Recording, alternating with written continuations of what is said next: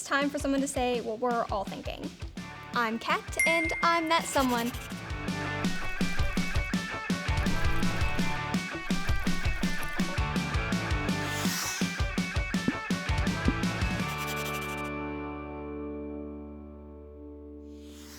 Being a kid isn't all fun and games. How many times has this happened to you? You're in bed and teeth are brushed, more or less.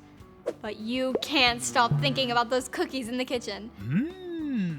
It's tough, right? I've been there. Thankfully, my mama knows me and she knew what I was thinking about. So she yelled from the kitchen, "Now may seem neat, but tomorrow's treat is way more sweet." And it was true.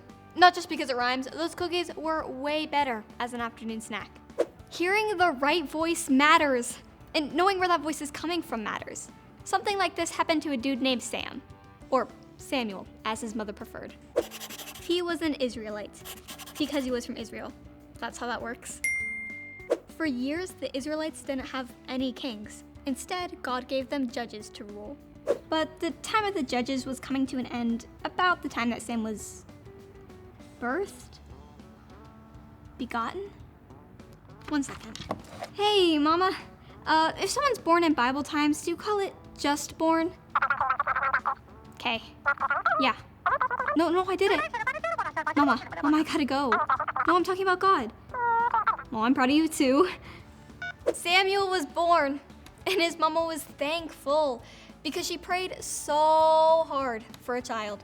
So thankful, she made sure he grew up serving the Lord. Sort of like your parents bringing you to church, because that is where you live now.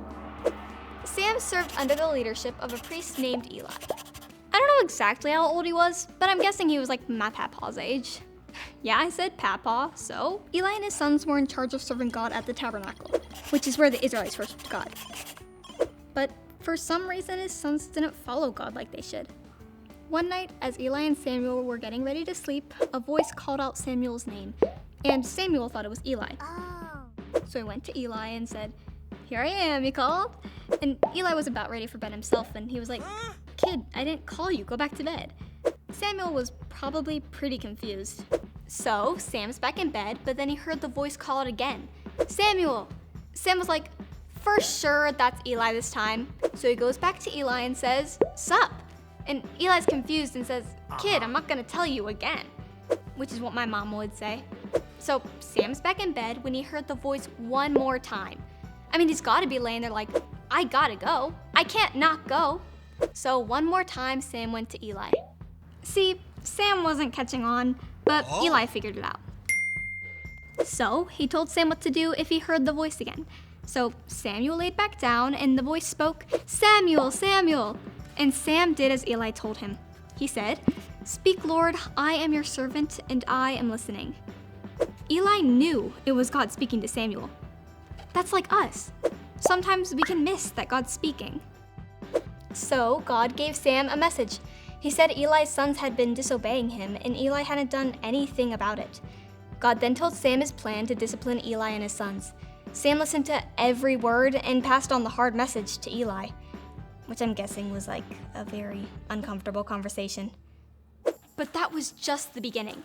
Now that Samuel knew it was God, he grew up listening for God. And people all around began to recognize that Samuel was a prophet. He's proof that God isn't silent. He speaks. And it's not always going to be something you want to hear. Like he might tell you to forgive someone who did you wrong, or love those who aren't loving you. Or don't break your brother's bike even though he said your haircut looked like a porcupine. God may not speak out loud like he did for Samuel. He may speak through the Bible or worship or through his creation, or even other people. God still speaks to us today and we need to be listening. Whoop, Mom's calling. Think about this stuff. I gotta go.